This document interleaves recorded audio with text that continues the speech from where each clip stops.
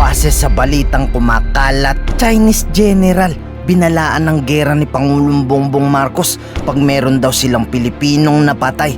Ayon kay Pbbm, matapang niyang sinagot ang isang Chinang general nang subukan siyang tanungin kung bakit siya pumapayag sa West Philippine Sea na meron daw makialam. Di daw ba mas lalong lumalala lang ang gulo, pero matapang niyang sinagot ang Chinang general. Huwag niyong baliktarin si Pangulong Bongbong Marcos, napahiya tuloy itong Chinang general. Mr. President, I noticed in your speech you mentioned many times about ASEAN centrality. Review the TAC which your father signed that showed the bond of ASEAN. I think the ASEAN centrality is very important, but we cannot take it for granted. It comes from the ASEAN way, the three principles. First, mutual respect. Second, consensus building. Third, considerate other parties' comfort level. In my words, to put it simply, we can summarize it as three no's: non-intervention, and no use of force, and no hyping up hot spots. Only because of these principles strictly followed by ASEAN members and other stakeholders that we have ensured the ASEAN and East Asia at large for a long-lasting peace since the end of the colonial rules in history. So we cherish a lot. I fully agree with you. I support the centrality of ASEAN. And even some professor like Cashel Makboni, he suggests ASEAN is deserved to award a Nobel Peace Prize. I agree with him.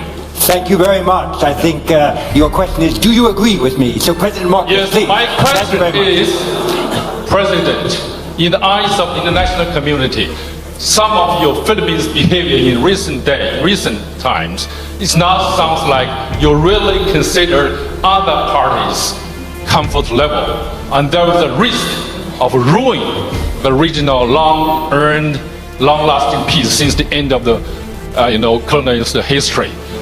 What's your comments on that? Thank you very much. Well, I cannot imagine what you must be referring to if the reference or the allusion is to the Philippines somehow tearing apart what we have agreed on with in ASEAN in terms of ASEAN centrality.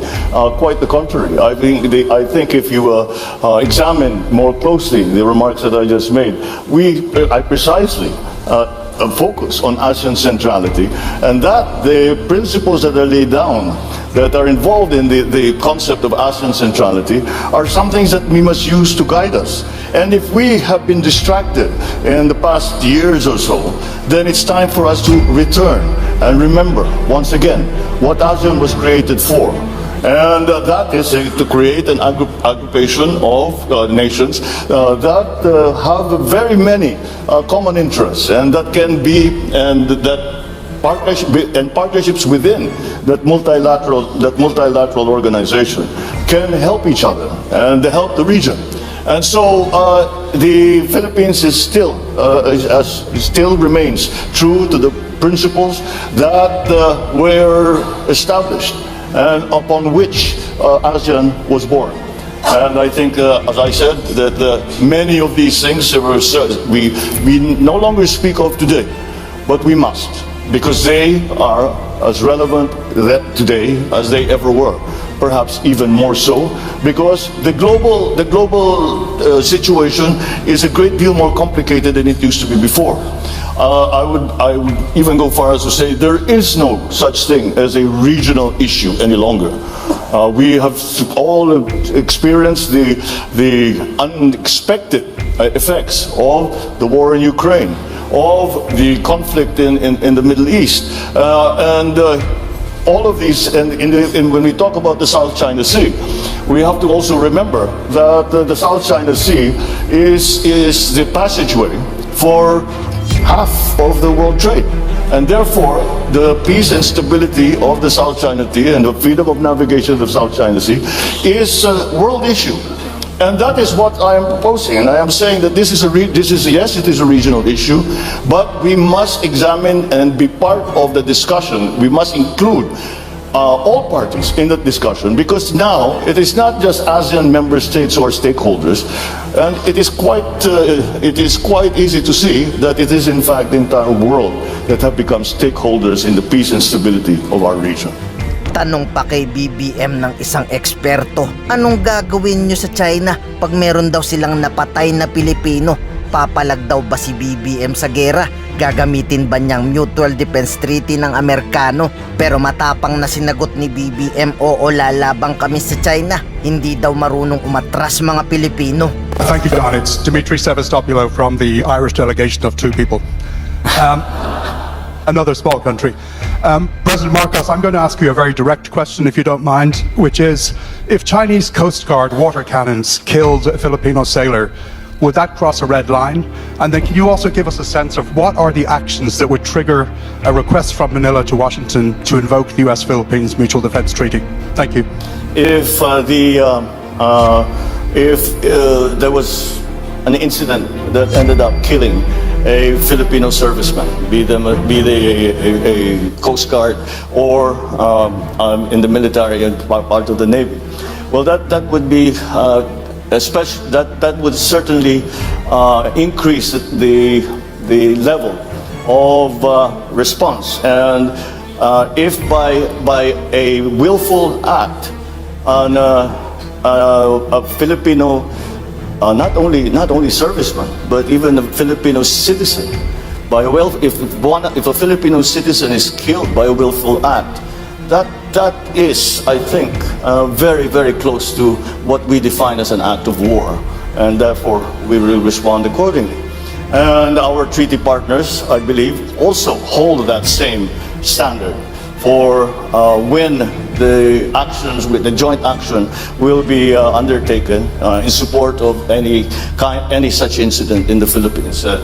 Once we already have suffered injury, but thank God we have not yet gotten to the point where any of our participants, civilian or otherwise, have been killed. But once we get to that point, that is certainly, we would have crossed the Rubicon. Certainly crossed the Rubicon. Is that a red line? Almost certainly it's going to be a red line. Pero speaking of hindi aatras ang mga Pilipino, matapang niyang sinabi din sa speech niyang laman ng China na wala din siyang isusukong teritoryo. Ipaglalaban daw niya hanggang sa kahuli-huli ang guhit sa China kahit mahuwi pa sa paggamit niya sa Amerikano.